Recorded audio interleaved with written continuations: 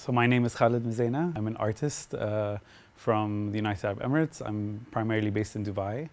And I work with illustration and textiles. I have a background in graphic design as well.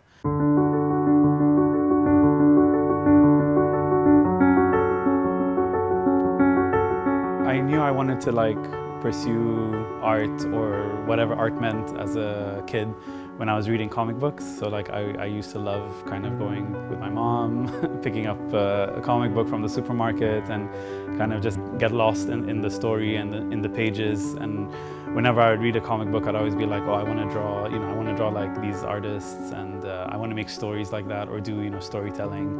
And then when I grew up, I kind of figured out, oh, there is something called graphic design that you can pursue, that I can use kind of like my drawing talents, to get a degree with.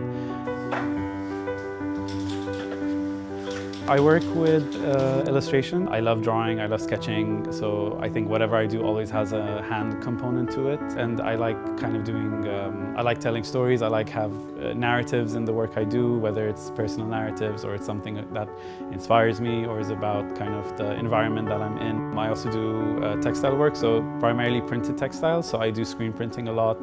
And if I don't have access to like a silk screen studio, I kind of figure out innovative printing techniques, so stamp printing or things that you have at home that I can kind of turn into a stamp that I can print. I enjoy kind of walking in souks and finding materials that speak to me that I can work with. Also, engaging with different communities. The Emirates is a very diverse kind of nation with different people from different countries. And in terms of my work, I try to kind of reflect those things, whether it's through textiles or through, illustration. Also looking at traditional celebratory costumes or textiles from different cultures. So I love kind of West African fabrics because they create textiles that have narratives within their patterns. And I love that idea about communicating something, but you're not verbally communicating it. You're visually communicating things. Try to, make something, I guess, unique or speaks about myself as an artist. So I did my master's a few years ago at the Rhode Island School of Design, it was a very different experience from my undergrad, almost over 10 years ago.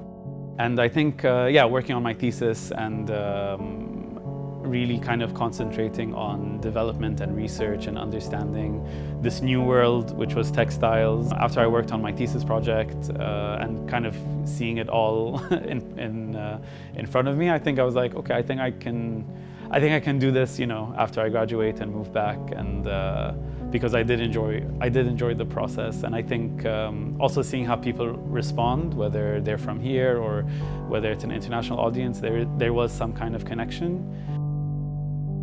So I started a blog like 10 years ago, which functioned as my kind of website or online portfolio, let's say.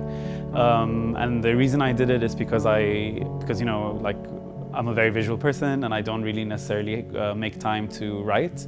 And I think writing or explaining what my work is about is important as well. So I use the blog as a space where I can kind of write and explain my work to a wider audience. So for the foundation, I did a lot of research about adornment and looking at kind of extending my research on talismans and what that means when you wear these certain talismans or motifs on your body. The whole idea came from how this year I've been longing for dance. I think that dance for me is something very important. It's very therapeutic. I can kind of dance my weekly problems away, and that led me into mask making, kind of performative type of masks that conceal the wearer, but they also emulate the person wearing it or their actions. And then, that obviously opens narratives of myth making and, transcendence. So you're not just it's beyond a human space. You're kind of transcending into another mental state when you're moving or dancing or kind of allowing yourself to be free. I think if someone wants to be an artist, I think they need to think of longevity. If you have a constant practice and it's kind of stable and it's kind of, you know, evolving over the years, I think the rewards will show over time. Speaking to people and stuff, I think in relation to the work I'm making at the residency, I think people are responding to it in a way of like, it's very positive. It gives them kind of, you know, it makes them smile. It makes them feel positive in relation to what's happening this year. So I think that's a good legacy to leave, if I can make work that people can smile at or something. I mean, that's why I look at certain work, like my favorite illustrators are the ones that that make me smile, or that remind me of, like, you know, children's books in school. The same goes with art. You know, I love when I look at like textiles and stuff.